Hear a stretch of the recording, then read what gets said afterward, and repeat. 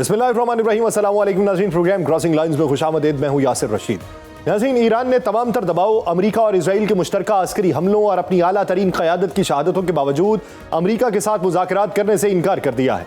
Iran की supreme national security council के secretary Ali लारेजानी ने दो टोक अल्फाज में कहा कि ईरान अमरीका के साथ बातचीत नहीं करेगा। यह बयान एक ऐसे वक्त में सामने आया जब अमरीकी ज़राए इब्लाग में यह तासुर दिया जा रहा था कि ओमान की सालसी में ईरान दोबारा मुज़ाकरात की मेज पर आने पर आमादा हो सकता है। अमरीकी सदर डोनाल्ड ट्रंप ने भी यह इंदिया दिया था कि ईरान बातचीत चाहता है, लेकिन तेहरान की फौरी और दो टोक तरदीद ने यह वाज़ेह कर दिया कि ईरानी क़यादत इस मरहले पर मुज़ाकरात को कमजोरी के इजहार के तौर पर देख रही है, खास तौर पर जब अमरीकी और इजरायली हमलों में मुल्क के अंदर बड़े पैमाने पर जानी नुकसान हो चुका है और रियासती ढांचे को बराह रास्त निशाना बनाया गया। ईरानी हिलाल अहमर के मुताबिक हमलों के आगाज से अब तक कम अज कम 555 शहरी शहीद हो चुके हैं, जबकि 130 से ज्यादा शहरों को निशाना बनाया जा चुका। यह तादाद इस बात की निशानदही करती है कि अमरीकी और इजरायली कार्रवाइयां मखसूस फौजी तंजीबात तक महदूद नहीं रही, बल्कि उनका दायरा कार पूरे मुल्क तक फैल चुका है। जंग का यह फैलाव ईरान में अवामी नफ्सियात पर भी असरअंदाज हो रहा है, जहां एक तरफ गुस्सा मौजूद है तो दूसरी तरफ गैर यकीनी की कैफियत भी बढ़ रही है। ईरान के सुप्रीम लीडर आयतुल्लाह अली खामनाई और आला क़यादत की शहादत के बाद हालात अब फैसलाकुन मोड़ पे पहुंच चुके हैं और इत्तलात हैं कि पासदाराने इनकलाब ने इजरायली वज़ीर आज़म बेंजामिन नेतन्याहू समेत अहम इजरायली हुक्काम के दफातर को निशाना बनाया। गुज़श्ता 4 दहाइयों तक ईरान का सियासी निज़ाम, अस्करी हिकमत अमली और नजरियाती शनाख्त सुप्रीम लीडर के गिर्द घूमती रही, लेकिन उनकी शहादत ने अब ईरान में ताकत का वाज़ेह और गैर मामूली खला पैदा किया। इन तमाम हालात के बावजूद ईरानी क़यादत की जानिब से दो टोक रद्द-ए-अमल यह जाहिर करता है कि रियासत ने मौजूदा बहरानी सूरत हाल में भी मफाहमत की बजाय मज़ाहमत की राह इख्तियार करने का इंतखाब किया। ईरानी सदर मसूद पेज़ेश्कियान ने भी अमरीकी हमलों का जवाब देने के अज़्म का इजहार किया। उन्होंने दाखिली इत्तेहाद कायम करने पर जोर दिया, क्योंकि क़यादत की शहादत के बाद दाखिली इंतशार पैदा होने के खदशात में इजाफा हुआ। सुप्रीम लीडर आयतुल्लाह सैयद खामनाई की शहादत के बाद अब पासदाराने इनकलाब का किरदार मजीद बढ़ चुका है। यह फोर्स पहले ही ईरान के बैलिस्टिक मिसाइल प्रोग्राम, बैरूनी अस्करी नेटवर्क्स और दाखिली सिक्योरिटी पर अमली कंट्रोल रखती है। चुनाचे अब यह जाहिर किया जा रहा है कि ताकत का हकीकी मरकज मुंतखब हुकूमत से तब्दील होकर पासदाराने इनकलाब की जानिब भी मुंतकिल हो सकता है। पासदाराने इनकलाब की तारीखी साख भी उसी समत इशारा करती है। 1979 के इनकलाब के बाद कायम होने वाली यह फोर्स इब्तदा में निज़ाम के तहफ़्फ़ुज़ के लिए बनाई गई थी, लेकिन वक्त के साथ उसने मईशत, खारजा पॉलिसी और इलाकाई कार्रवाइयों में मरकजी किरदार हासिल किया। तज्ज़ियाकारों का कहना है कि मौजूदा बहरान में ईरान की अस्करी हिकमत अमली इस वक्त बज़ाहिर पासदाराने इनकलाब के कंट्रोल में दिखाई दे रही है। दूसरी तरफ खित्ते में ईरान के इत्तेहादी गिरोह भी सरगर्म हो चुके हैं। लबनान में इजरायली हमलों के बाद बैरूत और जनूबी इलाकों में दर्जनों अफराद की शहादत ने यह वाज़ेह किया है कि कशीदगी अब एक से ज्यादा महाजों पर फैल चुकी है और हिजबुल्लाह के सरबराह कासिम नईम की शहादत को इजराइल अपनी एक अहम कामयाबी के तौर पर पेश कर रहा है। शाम में ईरानी हिमायत याफ्ता हुकूमत की तब्दीली, हालिया कुछ अरसे में हिजबुल्लाह की क़यादत को पहुंचने वाले जानी और माली नुकसानात और यमन में जारी कार्रवाइयों ने खित्ते में ईरान के असर और रसूख को नुमाया तौर पर कम किया है। ईरान भी बराह रास्त रिवायती जंग से गुरेज करते हुए अमरीका और उसके इत्तेहादियों को मुख्तलिफ महाजों पर मसरूफ रखे हुए है। इराक में अमरीकी तंसीबात के करीब ड्रोन हमले, बहरेन में अमरीकी बहरी अड्डे को निशाना बनाने की कोशिश, कब्रिस में बरतानवी फजाई अड्डे पर हमला उसी हिकमत अमली की वाज़ेह मिसालें हैं। ये हमले अस्करी एतबार से महदूद सही, मगर सियासी एतबार से अहम है, क्योंकि इनके जरिए यह पैगाम दिया जा रहा है कि जंग सिर्फ ईरान की सरजमीन तक महदूद नहीं रहेगी। कुवैत में अमरीकी जंगी तैयारों के हादसात और इराक के अरवैल एयरपोर्ट के करीब ड्रोन्स की तबाही ने खित्ते में मौजूद अमरीकी अफवाज के लिए खतरात को बढ़ा दिया। दूसरी तरफ अमरीकी दिफाई निजाम भी नाकाम दिखाई दे रहा है। पैट्रियट और थार्ड जैसे जदीद मिसाइल शिकन निजाम अगरचे मुअस्सर समझे जाते हैं, मगर माहिरीन के मुताबिक उनकी सबसे बड़ी कमजोरी उनकी गैर मामूली लागत और तादाद का कम होना है। एक महंगा दिफाई मिसाइल निस्बतन सुस्त रफ्तार और कम कीमत ड्रोन को मार गिराने के लिए इस्तेमाल करना पड़ रहा है, क्योंकि ईरान के पास हजारों ड्रोन्स और बड़ी तादाद में मुख्तसर फासले तक मार करने वाले मिसाइल मौजूद हैं, जो किसी भी दिफाई निजाम को मुसलसल दबाव में रख सकते हैं। तारीखी तौर पर अस्करी मुदाखलतों के जरिए हुकूमतों की तब्दीली कम ही मुमकिन हुई। लीबिया, इराक और अफगानिस्तान की मिसालें जाहिर करती हैं कि अस्करी कामयाबी के बाद पैदा होने वाला सियासी खला ज्यादा खतरनाक होता है। ईरान जैसे बड़े और नजरिया नजरियाती रियासती ढांचे में यह खतरा मजीद बढ़ चुका है और इसके असरात पूरे खत्ते पर मुरत्तब हो सकते हैं। अमेरिका में भी इस जंग पर इख्तलाफात बढ़ रहे हैं। ट्रंप की जानिब से ईरान के खिलाफ अस्करी कार्रवाई का फैसला अमेरिका की दाखिली सियासत में बहस का मौजू बन चुका है। कांग्रेस को मुकम्मल एतमाद में ना लेने पर तनकीद की जा रही है, जबकि खदशा जाहिर किया जा रहा है कि तवील जंग अमरीकी अवामी हिमायत को मुतासिर करेगी, खासतौर पर ऐसे वक्त में जब मुआशी मसाइल और महंगाई पहले ही सियासी दबाव पैदा कर चुकी है। यह पहलू इसलिए भी अहम है कि अफगानिस्तान और इराक की जंगों ने अमरीकी पॉलिसी साजी पर गहरे असरात मुरत्तब किए। मौजूदा बहरान के बाद भी यही सवाल पैदा हुआ कि अगर जंग तूल पकड़ती है तो उसकी सियासी कीमत कौन अदा करेगा। आयतुल्लाह सैयद अली खामनाई की शहादत पर इराक, पाकिस्तान और दीगर ममालिक में बड़े पैमाने पर होने वाले एहतजाजी मुजाहिरे इस बात की निशानदही करते हैं कि उनकी शख्सियत सिर्फ ईरानी सियासत तक महदूद नहीं थी, लेकिन यह भी हकीकत है कि तमाम मुसलमान ममालिक में रद्द-ए-अमल एक सा नहीं। कुछ हलकों में उन्हें मज़ाहमत की अलामत समझा गया, जबकि दीगर ममालिक में ईरानी इलाकाई पॉलिसीज के बायस मोहतात या खामोश रद्द-ए-अमल जाहिर किया गया। यह फिक्री इख्तलाफ दर हकीकत मशरिक़ वस्ता की बदलती हुई हकीकत को जाहिर करता है, जहां नजरियाती वाबस्तगियां अब कौमी मफादात से टकरा रही हैं। लबनान, इराक और खलीजी रियासतों में बढ़ती हुई थकन इस जानिब इशारा करती है कि तवील प्रॉक्सी जंगों ने मुआशरों को शदीद दबाव में डाला। ईरान का मुज़ाकरात से इनकार उसी वसी मंजरनामे में समझना जरूरी है। तेहरान के लिए इस मरहले पर मुज़ाकरात का मतलब सिर्फ जंगबंदी नहीं, बल्कि ताकत के तवाज़ुन को कबूल करना होगा। ईरानी क़यादत बज़ाहिर यह समझती है कि फौरी सिफारतकारी मुस्तकबिल में मजीद दबाव का रास्ता खोलेगी, इसलिए इस वक्त मज़ाहमत को तरजीह दी जा रही है। दूसरी तरफ अमेरिका और इजराइल के लिए भी मुकम्मल अस्करी फतह का ऐलान करना मुमकिन नहीं। हजारों मील दूर जारी फौजी मुहिम वसाइल, सियासी हिमायत और मुसलसल अस्करी बरतरी का तकाजा करती है। ईरान की जोग्राफियाई वसअत, आबादी और गैर रिवायती जंगी सलाहियतें उसे फौरी शिकस्त से महफूज बनाती हैं। यूं ये खित्ता इस वक्त एक ऐसे मरहले में दाखिल हो चुका है जहां कोई भी फरीक वाज़े फतह के करीब दिखाई नहीं दे रहा। मुज़ाकरात के दरवाजे बंद हैं, अस्करी कार्रवाइयां जारी हैं, इलाकाई इत्तेहाद सरगर्म है और इस सूरत हाल में सबसे बड़ा खतरा यह है कि महदूद जंग किसी भी वक्त मुकम्मल इलाकाई तसादुम में तब्दील हो जाएगी।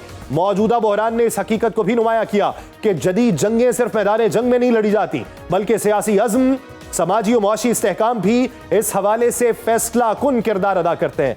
ईरान इस वक्त मज़ाहमती हिकमत अमली इख्तियार किए हुए है तो अमेरिका दबाव के जरिए नताइज हासिल करने की कोशिश कर रहा है, लेकिन तारीख बार बार यह दिखाती रही कि जब रियासतें मुज़ाकरात का रास्ता इख्तियार करने से इनकार करें तो तनाज़ा तवील होता है और किसी भी फरीक के लिए फौरी फतह का ऐलान मुमकिन नहीं। इस वक्त एक जानिब ईरान मुश्किल हालात से गुजर रहा है और उसके फितरी इत्तेहादी चीन और रूस भी खुल के उसका साथ नहीं दे रहे, तो दूसरी जानिब अमेरिका और उसके इत्तेहादी अब एक ऐसी जंग का हिस्सा बन चुके हैं जिसके दूर रस असरात पूरे खत्ते पर मुरत्तब होंगे। और ईरान की जानिब से यह वाज़ेह है कि वह अब मुज़ाकरात नहीं करेगा, लेकिन उसका मतलब यह नहीं कि ईरान ने सिफारतकारी का रास्ता बंद कर दिया। दूसरी जानिब अमेरिका के लिए ईरान में रजीम की तब्दीली फिलहाल मुमकिन दिखाई नहीं दी और ना ही ट्रंप कोई ऐसा महाज खोलना चाहते हैं जिससे निकलना उनके लिए मुमकिन ना रहे। देखना यह है कि आने वाले दिनों में होगा क्या, इसी पर बहस मुबाहिसा और इसी के ऊपर मजीद मुदल्लल गुफ्तगू एक शॉर्ट ब्रेक के बाद कहीं नहीं जाएगा। ब्रेक के बाद खुशामदीद नाज़रीन, इसी मौजूदा मंजरनामे पे जिसका इब्तदाई में हवाला दे चुका हूँ कि मशरिक़ वस्ता की अब सूरत हाल क्या होगी, जंग कितनी तवालत इख्तियार करती है, कौन कौन से फरीक इससे मुतासिर होते हैं, मुज़ाकरात का मुस्तकबिल क्या होता है, इसी बारे में बात करेंगे। हमें ज्वाइन किया है दिफाई तजज़ियाकार rear admiral retired Faisal Shah साहब ने। शाह साहब बहुत शुक्रिया आपके वक्त का। शाह साहब, मौजूदा मंजरनामे में मेरा बुनियादी जो सवाल है वो ये कि अभी जो रिटेलिएशन का मॉड ईरान ने अपनाया हुआ है, ये माजी की 12 रोज़ा जंग या उससे पहले का मंजरनामा उससे किस हद तक मुख्तलिफ है, और अब की बार एयर डिफेंस सिस्टम खित्ते में जिस हद तक फैलाव के शिकार हो चुके थे, वो सब होने के बावजूद भी इंटरसेप्शन निजाम जो है वो नाकाम क्यों हो रहा है? जी बहुत शुक्रिया मुझे प्रोग्राम में लेने का। ये जंग पिछली जो जून की 12 दिन की जंग थी उससे कई लिहाज से मुख्तलिफ है। पिछली जंग जो थी वो शुरू में इजराइल और ईरान के माबैन थी सिर्फ। उसके बाद ईरान ने जब इजराइल का नुकसान करना शुरू किया तो यूएस आया और उसने आके बॉम्बिंग की और उसके बाद ये जंग खत्म। लेकिन अब जो जंग है ये स्टार्ट ही यूएस और इजराइल ने की। अच्छा, एक चीज मैं आपको बता चलूं, प्लानिंग हो रही थी तो यूएस और इजराइल दोनों में एक चीज पे इख्तिलाफ था। इख्तिलाफ ये था कि इसकी मुद्दत कितनी होनी चाहिए। यूएस चाहता था कि ये 4 दिन की जंग होनी चाहिए, इसराइल कहता था कि कम से कम मुझे 2 हफ्ते चाहिए अपने सारे अहदाफ मुकम्मल करने के लिए। ये नहीं क्लियर, आप अगर इनके लीडरान की स्टेटमेंट्स देख लीजिए तो ये नहीं क्लियर कि यूएस के क्या अहदाफ हैं और इसराइल के क्या अहदाफ। बहरहाल ईरान की जो मिलिट्री कैपेबिलिटी है उसको खत्म करना एक कॉमन मफाद मुझे नजर आता है दोनों। फिर ये भी नहीं नजर आता हमें कि वो कौन सी स्टेट होगी जहां पे पहुंच के यूएस और इसराइल ये दोनों डिसाइड करेंगे कि अब हमने अपने अपने अहदाफ हासिल कर लिए और अब हमें इसको खत्म कर देना चाहिए। तो थोड़ा सा एक कंफ्यूजन है, एक फॉग है। अगर आप पीट हेगसेथ साहब की जो सेक्रेटरी ऑफ डिफेंस है यूएस की, उनकी आज की प्रेस कॉन्फ्रेंस भी सुने तो उसमें भी उनसे यही सवाल पूछा गया और वो इन सवालों का जवाब क्लियरली नहीं दे सके। वो कहते हैं कि प्रेसिडेंट ट्रंप के पास ये अथॉरिटी है, वो जब चाहेंगे ये बंद हो जाएगी। लेकिन अच्छा शाह साहब, एक चीज बताइए, अगर अभी अमेरिका ये क्लेम कर रहा है कि हमारा इरादा रजीम चेंज का तो था ही नहीं, तो फिर इरादा था क्या? यानी मकासद कौन से हासिल कर रहे थे? इब्तदाई तौर पे नारे तो रजीम चेंज के लगाए, और अगर रजीम चेंज का इरादा नहीं था तो फिर टारगेट सुप्रीम लीडर को क्यों रखा गया? आप बिल्कुल सही कह रहे हैं। मैं यही कह रहा हूं कि ये बिल्कुल सब चीजें कंफ्यूजन में है कि क्या ऑब्जेक्टिव से, क्या अहदाफ थे जो ये हासिल करना चाहते थे या करना चाहते हैं अभी भी, और अगर जो अहदाफ है वो कब हासिल हो जाएंगे ये कौन डिसाइड करेगा कि हमने अहदाफ हासिल कर लिए हैं और अब हमें यहाँ रुक जाना चाहिए। ये सब कंफ्यूजन है। लेकिन ईरान ने, मैं आपको ये बता रहा हूँ कि इस कंफ्यूजन में ईरान ने बड़ा क्लियरली प्ले किया, बड़े क्लियर हेडेड उनके कॉन्सेप्ट लग रहे हैं मुझे, उनकी स्ट्रेटेजी लग रही है। वो ये है कि उन्होंने अमरीकी अहदाफ, अमरीकी मफादात को हदफ बनाया है, निशाना बनाया है, और खित्ते के ममालिक को सबसे पहले उन्होंने इसमें इन्वॉल्व कर लिया। आप देखिए कि कतर ने अपना एलएनजी प्लांट बंद कर दिया है, सऊदी अरब ने अरामको बंद कर दिया है, दुबई से मास एक्सोडस हो रहा है रियाद की तरफ, और लोग हर कीमत पे करने के लिए, देने के लिए तैयार है वहां से निकलने के लिए।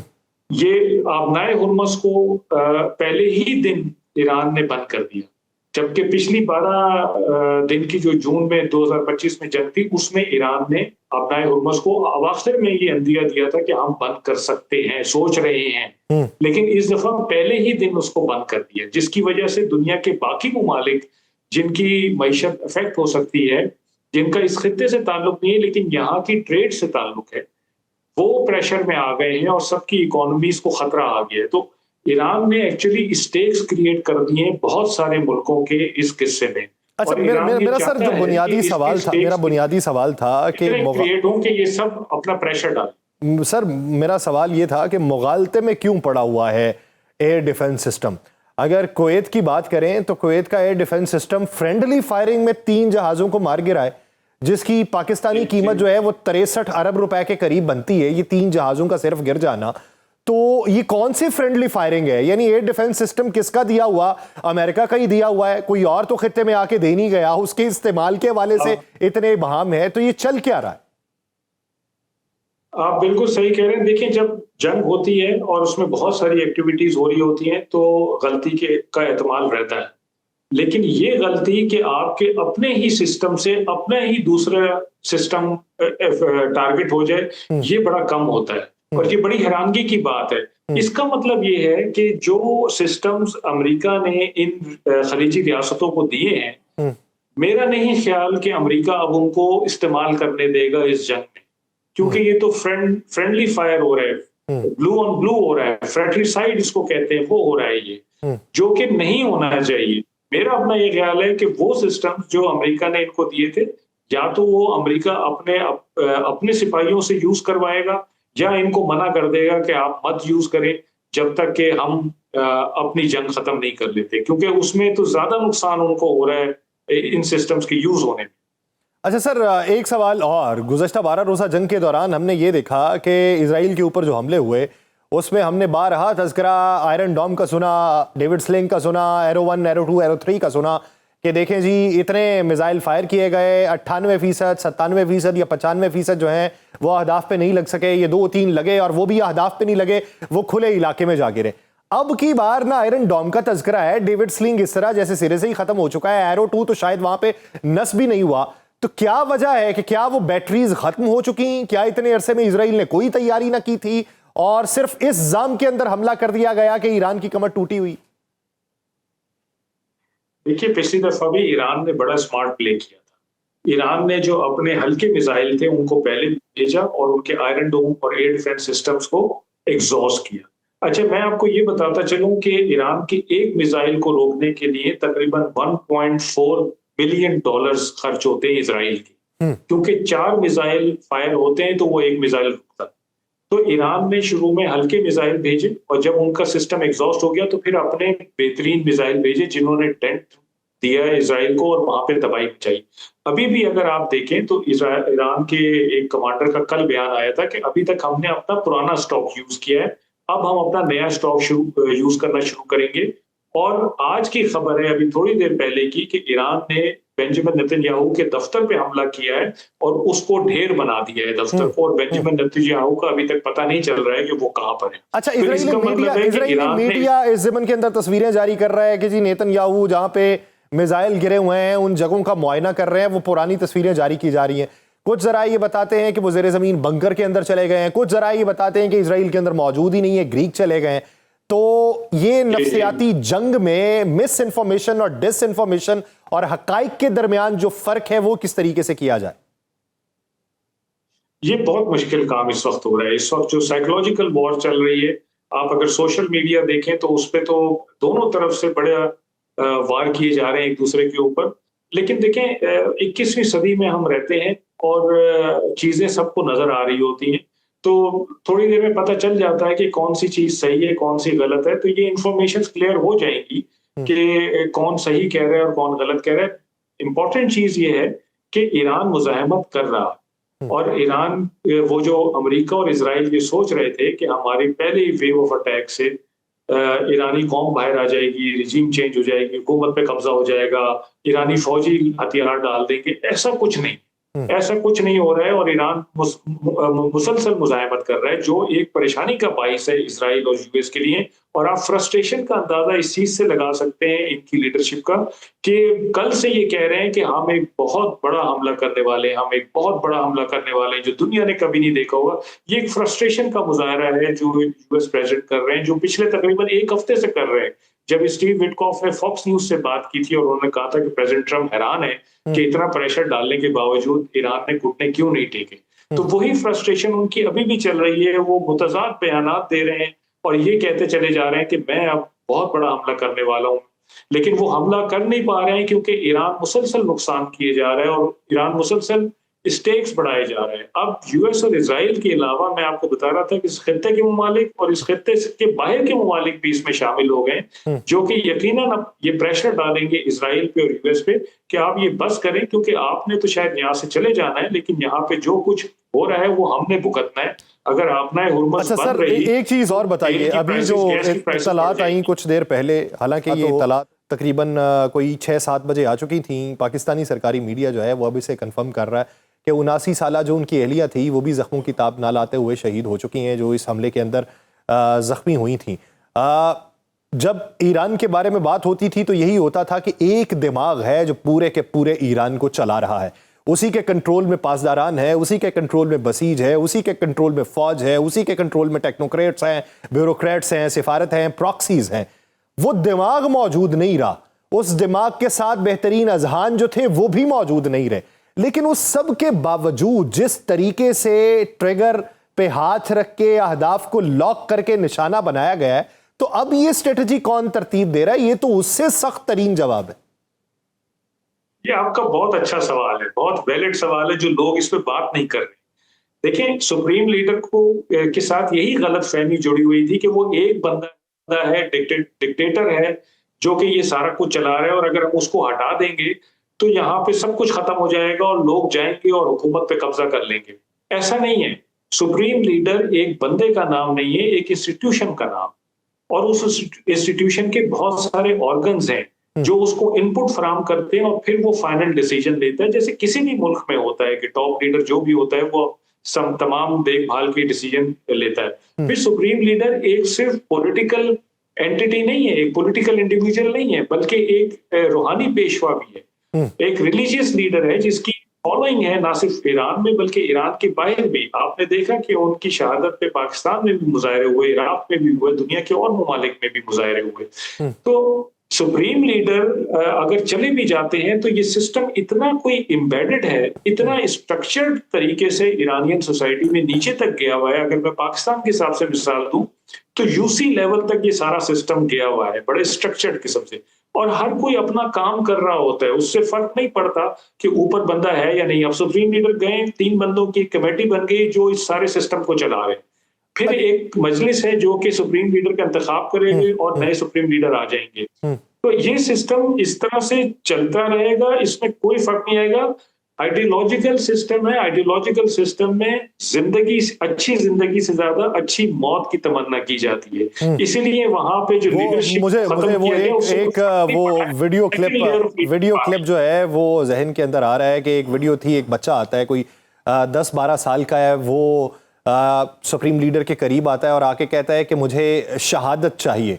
तो वो उसको पकड़ते हैं, उसको बोसा देते हैं और फिर ये कहते हैं कि अभी तुम बड़े हो, साइंसदान बनो और साइंसदान बन के 80-90 साल तक जियो और जो तुमने सीखा हुआ है उसे इस्लाम के लिए सर्व करो, फिर उसके बाद तुम शहीद हो जाना। और फिर मुस्कुराते हैं, तो वो बच्चा भी मुस्कुराता है। यानी इस तरह की जो जहनीयत या इस तरह का जो नजरिया है वो जहनों के अंदर पैवस्त करना, तो उसकी रूट्स किस हद तक मजबूत हुई हैं ईरान के अंदर?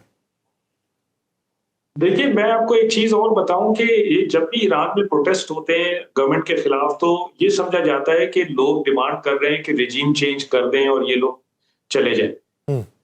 ये बिल्कुल एक नॉर्मल प्रोटेस्ट है जो किसी भी मुल्क में होते हैं। जब किसी कौम को अपनी गवर्नमेंट से शिकायत होती है तो वो सड़कों पर आती है, तो ईरानियों को भी जब शिकायत होती है वो सड़कों पर आते हैं। और ईरानियन गवर्नमेंट या रिजीम जो है वो भी कुशादगी का मुजाहरा करते रहे। मैं जानता हूं कि आज से 5 साल पहले जो ईरान था आज वो ईरान नहीं है, बहुत तब्दीली आ गई।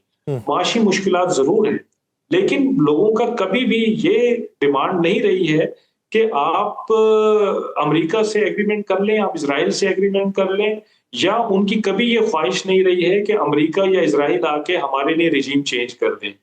वो ये जरूर कहते रहे हैं कि आपके पास जो भी पैसे हैं आप हमारे ऊपर खर्च करें, आप बाहर खर्च ना करें। तो ये एक गलत फहमी है जो आमतौर पे ये वेस्ट में पाई जाती है कि अगर मुजाहरे हो रहे हैं तो बस थोड़ा सा पुश दो और ये रिजीम चेंज हो जाएगी। देखें, 90-92 मिलियन की आबादी में से तकरीबन 40-50 मिलियन लोग डायरेक्टली लिंक्ड हैं इस रिजीम से, और उनके फायदे हैं, उनके बेनिफिट्स हैं, उनके एडवांटेजेस हैं, और वो इस रिजीम को प्रोटेक्ट करते हैं। 20 मिलियन तो बसीज हैं जो कि वॉलंटियर्स हैं। उसके अलावा वो शोधा हैं जो ईरान वॉर में शहीद हुए हैं या बाकी जगहों पे शहीद हुए हैं, और उनकी फैमिलीज को बहुत ये लोग सपोर्ट करते हैं। वो बड़ी प्रिविलेज फैमिलीज होती हैं। फिर जो लोग इस सिस्टम में खुद काम करते हैं, फौज है, IRGC है, गवर्नमेंट के लोग हैं, क्लर्जी के लोग हैं, वो सब मिला के तकरीबन 40-45 मिलियन लोग हैं जो इस सिस्टम के साथ डायरेक्टली लिंक है। इस सिस्टम को उखाड़ के फेंकना उतना आसान नहीं है जितना कि इराक में हुआ या सीरिया में हुआ या लिबिया में हुआ या वेनेजुएला में हुआ। ये गलत फहमी है जिसमें यूएस और इजराइल मुब्तला है, और इसीलिए उनकी फ्रस्ट्रेशन बढ़ रही है कि हम इतना कुछ कर रहे हैं लेकिन फिर भी रिजीम चेंज होता नजर नहीं आ रहा। अच्छा सर, मेरा एक आखिरी सवाल, अरब ममालिक के हवाले से जिस हद तक भी रिटेलिएशन देखी गई, ओमान को उसके अंदर शामिल नहीं किया गया क्योंकि मुज़ाकरात के अमल के अंदर वो मौजूद था। लेकिन इत्तला ये है कि जो उनका बहरी जंगी जहाज़ है USS अब्राहम लिंकन, उसके ऊपर हमला किया गया और उसका जो रनवे है वो मुतासिर हुआ, और उधर जो 2 जहाज़ थे वो भी मुतासिर हुआ। अब इसमें किस हद तक तजाद है ये एक अलहदा बात। वो खित्ते से यानी इन पानियों से बहुत दूर ले जाया जा चुका। इत्तलात कुछ 550 किलोमीटर की हैं, कुछ इत्तलात 2000 किलोमीटर की हैं, लेकिन पीछे ले जाने के बावजूद 5 तैयारे कहते फ़ज़ा में थे, 8 तैयारे, गलत बयानी से अगर काम नहीं ले रहा तो 8 तैयारे जो फ़ज़ा में थे। खित्ते के दीगर ममालिक को ईरान ने पैगाम पहुंचाया कि कोई भी इन्हें लैंड ना होने दे, बसूरत दीगर उसका खुमियाजा भुगतेगा। कहते हैं कि 5 तैयारे जो हैं वो ओमान ने लैंड करने दिए हैं। अब आगे ओमान के खिलाफ ईरान क्या करेगा इसका कोई नहीं पता। अगर ये सदाकत होती है तो फिर क्या ओमान के ऊपर भी हमला तसव्वुर कर सकते हैं? देखिए, ओमान के मेरे ख्याल है दुक्कम पोर्ट पे तो उन्होंने कल या परसों हमला किया था। दुक्कम पोर्ट वो है जहां पे ये अमेरिकन शिप्स रिप्लेनिशमेंट करते हैं, यानी फ्यूल वगैरह वहां से लेते हैं। तो मेरे ख्याल है वहां ड्रोन्स गए थे शायद, जो मुझे खबर मिली थी। लेकिन कतई नजर इसके जो ओमान ने जहाज लैंड करने दिए वो शराइत के साथ लैंड करने दिए, और ओमान ने ये बावर कराया है कि जी ये जहाज अगर यहाँ लैंड होगी तो फिर ये यहाँ से ईरान के खिलाफ यूज नहीं हो। तो ये दोबारा परवाज नहीं भर सकेंगे अगर ये लैंड होते हैं तो।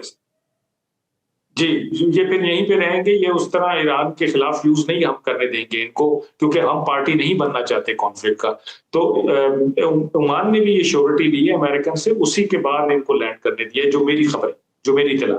सही, यानी इस शर्त के ऊपर लैंड करने की इजाजत दी है कि दोबारा से ये परवाज नहीं भरेंगे अगर इनके पास लैंडिंग की कहीं और जगह मौजूद नहीं है। लेकिन देखिए कि खत्ते के अंदर बढ़ती हुई ये जंग, ये किस किस को लपेट में लेती है और ये आग कहां तक फैलती है और इसके नताइज क्या निकलते हैं। बहुत शुक्रिया rear admiral retired Faisal Shah साहब इस हवाले से अपना वक्त देने के लिए। नाज़रीन, इसी इशू पे मजीद बात करेंगे और यूएई के किरदार के ऊपर बात की जाएगी और यूएई को सबसे ज्यादा टारगेट क्यों बनाया गया, बिलखुसूस इस पर बात होगी। एक शॉर्ट ब्रेक के बाद, कहीं नहीं जाएगा ब्रेक के बाद खुशामदीद। नाज़रीन, खत्ते में मौजूद अमरीकी अहदाफ को जो ईरान की तरफ से निशाना बनाया गया है और उसमें ज्यादातर जो अहदाफ थे वो यूएई के अंदर जो है उनको टारगेट किया गया, और उन अहदाफ के अलावा दीगर इलाकों को टारगेट करने की वजूहात क्या है। हालांकि यूएई की जानिब से यह पैगाम ईरान को भिजवाया गया कि आपकी जंग हमसायों के साथ नहीं है, लेकिन ईरान की तरफ से पैगाम यह दिया गया है कि जो आपके इलाकों के अंदर अमरीकी मफादात मौजूद हैं तो वो आपकी सरजमीन नहीं अमरीकी सरजमीन शुमार की जाएगी। तो इसके पीछे की मुहर्रिकात क्या है और आने वाले दिनों में ये मामला किस हद तक गंभीर हो सकता है, इसी बारे में बात करेंगे। हमें ज्वाइन किया है सीनियर तजियाकार अरब अमारात से ताल्लुक है मंसूर जाफर साहब ने। मंसूर साहब, बहुत शुक्रिया आपके वक्त का। मंसूर साहब, सबसे पहले मेरा सवाल ये है कि आप क्या समझते हैं कि खत्ते में जितने भी अहदाफ थे, हम अगर देखें आरामको को अगर निशाना बनाया तो वो अरब और अमेरिका जो है वो उसके इत्तेहाद से चलने वाली ऑयल रिफाइनरी है। अमरीकी अड्डों को निशाना बनाया गया, चाहे बहरीन के अंदर हो, कतर के अंदर हो या किसी और मुल्क के अंदर हो, तो उनको निशाना बनाने की समझ तो आती है। लेकिन यूएई के ऊपर एक खास किस्म का गुस्सा उतारा गया है, जहां पे जमीरा के ऊपर हमला किया गया और उसके अलावा दीगर रिहायशी यूनिट्स के ऊपर भी हमला किया गया। इसके पीछे की असल मंतिक है क्या?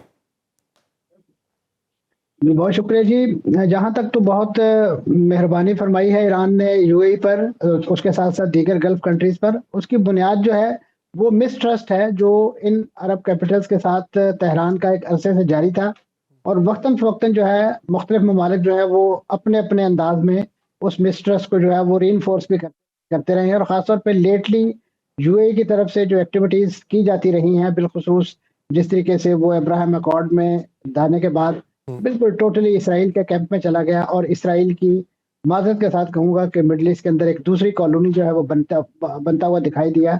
और इसी तरीके से ख़ासतौर पे फ़लस्तीन जो गज़ा में जो जंग थी उसमें इस नौयत का बड़ा शर्मनाक किरदार रहा है। ऐसी रिपोर्ट्स आती रही हैं मुख्तलिफ ह्यूमन राइट्स ऑर्गेनाइजेशन की तरफ से कि खुद यूएई अपने मुख्तलिफ जो रिलीफ ऑर्गेनाइजेशंस हैं और उनकी जो एम्बुलेंस सर्विसेज हैं उनमें कुछ इंटेलिजेंस के आलात और इस नौयत के सिक्योरिटी ऑपरेटर्स जो है वो इस आड़ में भिजवाता रहा है कि ये शायद फ़लस्तीनियों की इमदाद के लिए है, जबकि उसके ज़रिए बहुत सारी फ़लस्तीनी लीडरशिप जो है उसकी सर्विलेंस की गई उनको टारगेट करने में, उसी अंदाज से कि जैसे एक एआई टेक्नोलॉजी जो है उसके लिए एक डेटाबेस बनाया जा रहा था।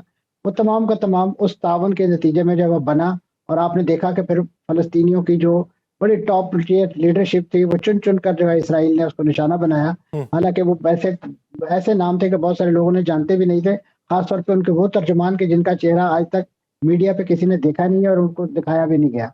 तो ये वो बुनियादी तौर पे पीछे एक फैक्टर था। और ख़ासतौर पे अभी रिसेंटली भी जो इतलात आती रही हैं, बिलखुसूस जिस तरीके से इस खत्ते से बढ़कर इसराइली इन्फ्लुएंस को इन्फोर्स करने के लिए, चाहे वो सूडान के अंदर हो, चाहे वो लीबिया के अंदर हो, फिर उसके साथ साथ आगे बढ़ के सोमालीलैंड का जो कॉन्सेप्ट है, और फिर उसको जिस तरीके से जितनी भी आपकी जो इस वक्त शिपिंग लेन्स हैं और बंदरगाहें हैं उस पर अपना कंट्रोल हासिल करने के लिए ये सारा मामलात। और बिलखुसूस एक अहम एलिमेंट जिसने मैं समझता हूँ आइसिंग ऑन द केक काम किया, रिसेंट जो कॉन्फ्लिक्ट उनका पैदा हुआ सऊदी अरब के साथ, कि जिसमें यमन के अंदर जो सऊदी बैक वहाँ गवर्नमेंट थी उसको एक लिहाज से अनइंस्टॉल करके डिसइंस्टॉल करके जो है यूएई ने अपना एक मुतबादल हुकूमत बनाने की कोशिश की। तो वहाँ पे तो ये दोनों मुल्क आपस में मिलिटरीली बढ़ पड़े थे और बाकायदा हमले एक दूसरे पर हुए और तैयारे तक इस्तेमाल किए गए। सऊदी अरब की तरफ से बमबारी की गई यमन के उन मकामात पे जहाँ पे इमाराती हिमायत याफ्ता लोग जो थे वो गवर्नमेंट बनाने की कोशिश कर रहे थे। तो ये वो पूरा एक सिनेरियो है कि जिससे अंदाजा हो रहा था। और फिर लेटली इस नौईद की रिपोर्ट्स भी आती रही हैं कि खत्ते के कुछ दीगर ममालिक भी, खासतौर पे बहरीन में जिस अंदाज से एक 5वां बहरी बेड़ा आके जो है कर्से से वहाँ खड़ा है, इसी तरीके से दीगर जो ममालिक हैं, कतर के बाद से नाराज़ी उनकी माजी में भी थी, लेकिन वहाँ पे एक ऑर्केस्ट्रेटेड किस्म का अटैक करके अपना गुस्सा उस वक्त निकाल लिया गया था। लेकिन मैं समझता हूँ इस वक्त इस पूरे क्राइसिस में अगर जो नया एडिशन हुआ है या कोई नया टारगेट ईरान ने बनाया है तो वो सल्तनत ऑफ ओमान है। हालांकि माजी में वो उनके मुज़ाकरात के हवाले से बड़े फैसिलिटेटर रहे हैं, लेकिन इस वक्त क्योंकि ईरान ने जंग से पहले जो बड़ा दो टोक अपना मौक़िफ़ वाज़े किया था, उसमें ये बता दिया था कि खित्ते के अंदर कोई भी अमरीकी इसराइली मिलिट्री, इकोनॉमिक, डिप्लोमेटिक, उसके साथ साथ जो भी उनका यानी इवन जो कल्चरल जो एसेट्स हैं वो भी हमारी उस अच्छा, एक चीज मंसूर साहब, एक चीज बताइए, माजी की निस्बत इस बार अगर देखा जाए तो इंफॉर्मेशन ईरान की बड़ी मजबूत दिखाई देती है, जहां पे इब्तदाई तौर पे ये सवाल उठता है कि आयतुल्लाह अली खामनाई की मुखबरी किसने की, कोई बड़ा गद्दार मौजूद है। लेकिन दूसरी तरफ अगर हम देखें तो जवाबी रिटेलिएशन जो की गई है ईरान की तरफ से, और जिन अहदाफ को निशाना बनाया गया बिलखुसूस यूएई के अंदर, जहां पर रिहायशी यूनिट्स को भी निशाना बनाया गया और मुख्तलिफ कमर्शियल्स को भी, वहां पर भी CIA या मोसाद के टारगेट्स मौजूद जरूर थे। तो ये इंफॉर्मेशन जो बुनियादी तौर पे थी, ये ईरान को कौन फराहम करता रहा? देखिए जी, ये सारे कुछ सीक्रेट तो काम नहीं कर रहे हैं, बिल्कुल ओपन अंदाज में वहाँ पे लोग काम कर रहे हैं और डिक्लेयर्ड हैं। उनके जो इजरायली ब्रांड्स हैं उनके इश्तिहार, बिलबोर्ड आपको सड़कों पे दिखाई देते हैं। इसी तरीके से उनके साथ जो तालमेल करने वाले दीगर मकामी कारोबारी इदारे हैं या शख्सियात हैं, वो सब नोन है कि कौन किसके वीज़े पर, कौन किसकी कफालत में यहाँ पे ये बिजनेस कर रहा है। तो ये एक ओपन सीक्रेट है। तो इस वक्त तो यानी इस नौइयत का कोई सीक्रेट मामला नहीं था कि ये कोई बड़ी खुफिया मालूमात थी जो किसी न किसी अंदाज में ईरान तक पहुंच गई हैं और ईरान ने फिर उन्हें इस वक्त जो है वो अपने काम में लाया है। तो ये ओपन सीक्रेट था। और ये सारे, और ये छोटी छोटी तो ये रियासतें हैं, इनका कोई हदूद अरबा ईरान जितना बड़ा नहीं है कि यहाँ पे किसी दूसरे बंदे का नॉमेनक्लेचर जो है वो मालूम करना या उसके बारे में जानना कोई बहुत मुश्किल अमर हो। और ख़ासतौर पे आज के IT के दौर में, इंफॉर्मेशन टेक्नोलॉजी के दौर में, इस नौइयत की चीज़ें जो हैं किसी का यानी जिसे कहना चाहिए होम डिस्ट्रिक्ट मालूम करना या उसका कंट्री मालूम करना या उसका ताल्लुक मालूम करना कोई ऐसा मुश्किल काम नहीं है। अच्छा मंसूर साहब, एक चीज़ ये बताइए कि इन ममालिक के ऊपर हमले हुए, GCC ने ऐलान किया कि हम जवाबी हमले करेंगे या इसका जवाब दिया जाएगा। जवाब देने की इस्तेदाद या हैसियत इस वक्त इन ममालिक में किस हद तक है? उनके लिए तो फिलहाल इन हमलों को हजम करना ही मुश्किल हो रहा है। तो जो जवाब देना है वो तो इससे बढ़ के बात है, क्योंकि अभी जिस हमले के यानी एक ईरानी कार्रवाई के नतीजे में उनका पूरे का पूरा जो है कम्युनिकेशन सिस्टम जो है, उनका फ्लाइट ऑपरेशन जो है वो स्टैंड स्टिल हो गए हैं। इस वक्त भी इतलात आ रही हैं कि लोग जो हैं हज़ारों डॉलर देकर इन ममालिक से, ख़ासतौर पे दुबई से, UAE से, इन जगहों से निकलने के लिए तैयार और आमादा हैं, लेकिन फ्लाइट ऑपरेशन बंद है। पूरे का पूरा इस वक्त जो एशिया का ये हिस्सा है, इसका यूरोप के साथ फ़ज़ाई राब्ता मुनक़ता है। तो अब ऐसी सिचुएशन में यानी ये छोटा सा काम किया ईरान ने, कोई बहुत बड़ी तबाही नहीं लेकर आया। अब आप इसका कंपैरिजन कीजिए कि जो 3 साल तक फ़लस्तीनियों पे आतिश-ओ-आहन की बारिश बरसती रही है, हर वक्त उनके सरों पर ड्रोन और F-16 और पता नहीं कौन-कौन से तैयारे और कैसे-कैसे B-2 बॉम्बर उन पर उड़ाए जाते रहे और बमबारियां करते रहे। तो वो लोग किस ट्रॉमेटिक सिचुएशन से जुझा रहे होंगे? क्या उनके बच्चे नहीं थे? क्या उनकी ख़वातीन नहीं थी? क्या उनके बुजुर्ग नहीं थे? कि यहाँ पे सिर्फ जो सियाहत के लिए अय्याशी के अड्डों पर आए हुए लोग जो हैं वही इंसान है, उन्हीं के इंसानी हकूक है। तो ये मेरा ख्याल कंपैरिजन इस वक्त बनता है, ख़ासतौर पे जो आज़ाद दुनिया है, आज़ाद ज़मीर के लोग हैं, उन्हें इस चीज़ का कंपैरिजन ड्रॉ करना चाहिए कि जंग कितनी हौलनाक चीज़ है। आज अगर ईरान के इन महदूद हमलों को, कैलकुलेटेड हमलों को UAE और ये दीगर ममालिक जो है बर्दाश्त नहीं कर सकते, तो फ़लस्तीनियों पर जो क़यामत ढाई जाती रही है, उनको क्या लोहे का इंसान समझा जाता रहा है? मंसूर साहब, एक और इस वक्त थ्योरी पाई जाती है, एक और ममालिक को मैं अपना अगर सवाल कर लूं सर, उसी में शामिल कर लीजिएगा। एक और थ्योरी ये पाई जाती है कि किसी न किसी हद तक अमेरिका कामयाब रहा है। अमेरिका तकरीबन पिछली कई दहाइयों से इन अरब ममालिक को ये बावर करवाता रहा कि ईरान आपका दुश्मन है, लेकिन अब थॉट्स तब्दील हो रही थी। आपको भी मालूम है कि सऊदी अरब के साथ ताल्लुकात फिर से बेहतर हो रहे थे। कतर का किरदार अब बज़ाहिर नर्म हो रहा था। ओमान की सूरत हाल भी आपको मालूम है, हर जगह पे जो सूरत हाल है वो किसी न किसी हद तक तब्दील होती हुई जरूर दिखाई दी। वो थ्योरी ये कहती है कि प्रोवोक इस हद तक ईरान को किया गया कि ईरान इनके ऊपर हमला करे, और वहां पर जो अहदाफ है उनको फाल रखा गया, जानबूझकर फाल रखा गया, इसके बावजूद कि उन्हें यह पता था कि यहां पे हमले हो सकते हैं। तो अब ईरान को यह बावर करवाना है कि तुम्हें जो असलहा बेचा गया था, तुम्हारे लिए जो एक छतरी तुम्हारे ऊपर मुसल्लत की गई थी, वो इन वजूहात की बुनियाद पे थी। आप इस थ्योरी को किस नजर से देखते हैं? आप इस थ्योरी को तो एक साइड पे रखिए। आप देखिए कि जो प्रैक्टिकल ग्राउंड रियलिटी क्या है। क्या उस सिक्योरिटी अम्ब्रेला ने इन मुल्कों को ईरान के हमलों से बचा लिया? जवाब नफी में है। क्या उनके पास इतना स्टॉक पाइल अब मौजूद है कि अगर ये खुदा न खास्ता हमले मजीद 15 दिन बरकरार रहते हैं तो वो उनकी जो पैट्रियट बैटरीज हैं, जो दीगर जो एंटी मिसाइल सिस्टम है, वो एक्टिव रहेंगे? ये तो सिर्फ और सिर्फ हवा दिखा के, और ये तो वेस्ट का एक तरीका एक वारदात है ना, कि वो लोगों को एक नेसेसिटी क्रिएट करता है कि हम आपकी जरूरत है, हम ही आपको तहफ़्फ़ुज़ देंगे। आप देखिए कि कतर जैसा मुल्क जिसने सेंटकॉम के लिए अपनी सरजमीन जो हेडक्वार्टर के तौर पे ऑफर की, अगर कतर उन्हें वो जगह ना देता तो इराक पर वो हमला नहीं कर सकते थे। लेकिन क्या कतर पर होने वाला जो चाहे ऑर्केस्ट्रेटेड हमला ही था, वो इन अमेरिकियों ने रोक लिया? कतई नहीं। ये सिर्फ और सिर्फ ऐसा एक आई वॉश है, एक ऐसा प्रोपेगेंडा है कि जिसपे जोर पे एक बार फिर वो जो कहते हैं ना कि इस्लामी दुनिया को आपस में लड़ाने वाली बात है। ईरानियों को भी पता है कि उनके साथ अरब दुनिया में कौन है और कौन नहीं है, और अरब भी जानते हैं। इस नौईद की थ्योरीज फैलाई जाती रही हैं मुख्तलिफ तंग तक कि जी अरब दुनिया के गिर्द जो है हिलाल शी बन रहा है, शिया क्रिसेंट बन रहा है। क्योंकि आप नक्शे पे अगर ममालिक देखें कि जी वो ईरान है, शाम है, लबनान है, वगैरह वगैरह, और उसके साथ बहरीन है, तो ये एक क्रिसेंट की शक्ल बनता है पूरा नक्शे के ऊपर। तो ये एक हिलाल शी बन रहा है। तो क्या उन हिलाल शी ने पहले उनको कभी कुछ कहा था? कतई नहीं। आप देखिए कि इस वक्त बहरीन एक ऐसी रियासत है कि जहाँ पे शिया अक्सरियत में है, 75% आबादी वहाँ, लेकिन वहाँ पे जो रूलर है वो एक सुन्नी है। तो ये मंसूर साहब, आप क्या समझते हैं, जिस तरह आपने बात की कि इनका जो मिसाइल डिफेंस सिस्टम है, जिसकी बैटरीज महंगी हैं, जिसका खर्चा बहुत ज़्यादा है, वो अम्ब्रेला उनको फराहम नहीं कर सका, क्या वजह है कि माजी की निस्बत अब की बार जो अहदाफ ईरान ने सेट किए, उन अहदाफ के ऊपर टारगेट लॉक करके जो हमले किए गए हैं, वो माजी की निस्बत अब की बार मुस्तनद क्यों साबित हुए हैं? ये सारा सिस्टम नाकाम क्यों हुआ है? कई अरब ममालिक के अंदर उनकी बेसिस पे डिफेंस सिस्टम मौजूद है। माजी में हमें ये मालूम पड़ता था 100 मिसाइल फायर किए गए, 98 इंटरसेप्ट कर लिए गए, 2 जाके जो है वो गिरे हैं, वो भी टारगेट को नहीं लगे। अब तो इक्का दुक्का ही वाकयात आ रहे हैं कि इतने मिसाइल इंटरसेप्ट हुए हैं, बाकी तो सभी यही है कि टारगेट पे जाके लग रहे हैं। अब की बार वजह क्या है, तब्दीली क्या है?